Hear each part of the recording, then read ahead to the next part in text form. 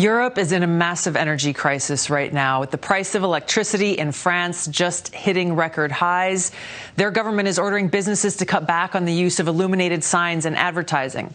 In Berlin, Germany, they're turning off non-essential traffic lights at night. Millions could be without heat this winter.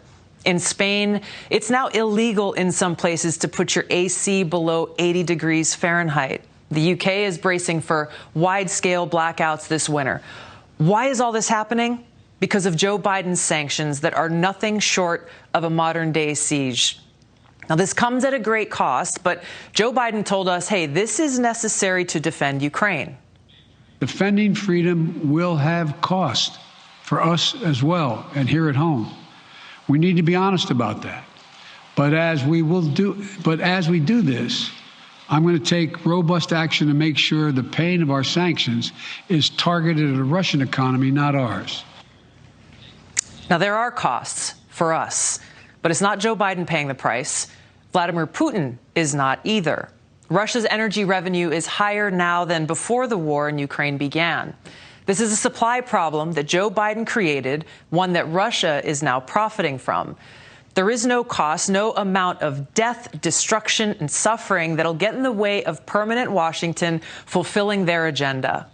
Now, remember former Secretary of State Madeleine Albright? She said that 500,000 dead Iraqi children were worth the Clinton administration's sanctions. We have heard that 500,000 children have died. I mean, that's more children than died in Hiroshima. And you know, is the price worth it? I think this is a very hard choice, but we think the price is worth it. It is a moral question, but the moral question is even a larger one. Don't we owe to the American people and to the American military and to the other countries in the region that this man not be a threat? Now, despite their lectures and their crocodile tears, it's never been about morality. It's not about the people of Ukraine or protecting democracy. This is about regime change in Russia and exploiting this war to strengthen NATO and feed the military-industrial complex. Now, to Joe Biden, it's even about bringing about, quote, a new world order. We've got to lead it, he says. And he's trying to do just that, even if it means bringing us to the brink of nuclear catastrophe. Now, Lieutenant Colonel Daniel Davis is a combat veteran and author, and he joins us now. Danny, thank you so much for joining us. Thanks for having me, Tulsi. Talk to me about sanctions. You know, this is a word that politicians often throw out. It's their knee-jerk reaction to anything. We got to go punish them with sanctions. But who actually pays the price? Yeah, you know, we are absolutely addicted to sanctions. I mean, anyone talks about anything internationally, sanctions is the first thing that comes up before they even think about the ramifications or even the possibility that it could accomplish anything.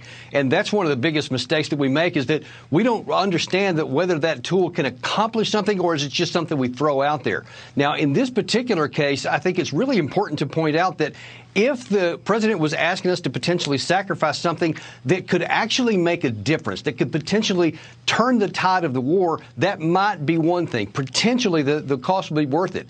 But, Tulsi, there is no chance, no military path that Ukraine can win this war. There simply isn't. We have to be honest about that. And so that if you keep these sanctions on there and they hurt us more than they hurt Putin, I mean, you hit it right on the head there.